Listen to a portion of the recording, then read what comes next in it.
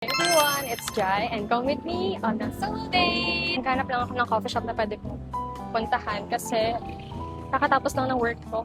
So hindi ko na alam kung saan ako pupunta kasi ang dami ko ng coffee shop na pinupuntahan pero wala akong mahanap na isa.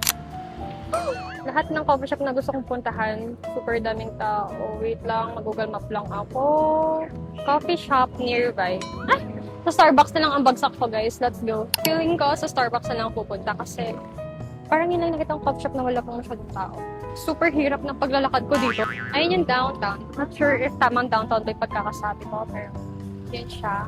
Let's go there kasi yun lang yung nakikita kong medyo malapit dito. Super sakit na talaga ng paa ko. Let's see if madaming tao. If talaga madaming tao, talaga mag-Starbucks na. Lumabas na ako sa downtown kasi ang dami din tao.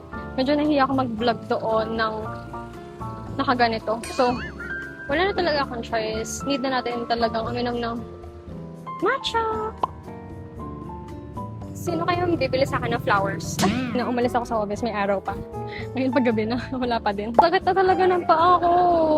Okay, ayun na yung Starbucks. Hopefully, hindi puno yung upuan nila. Kasi kapag puno, uwi na lang ako, no? Wala din silbi yung solo date ko na to.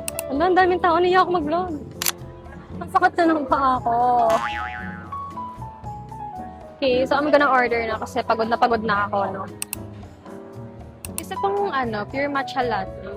Tsaka po isang yung kasing tawag doon sa brownie po na yun.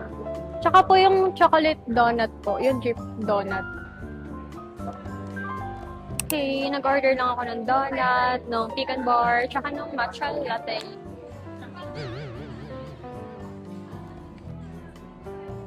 Me as a sweet tooth. Ay, sweet tooth. Gusto kong sumalampak gumanyan, no? But okay lang ba? Ay. Oh my gosh, ang sakit ng paa ko. Gusto ko lumipat ng lugar. Hindi ko alam saan ako lilipat.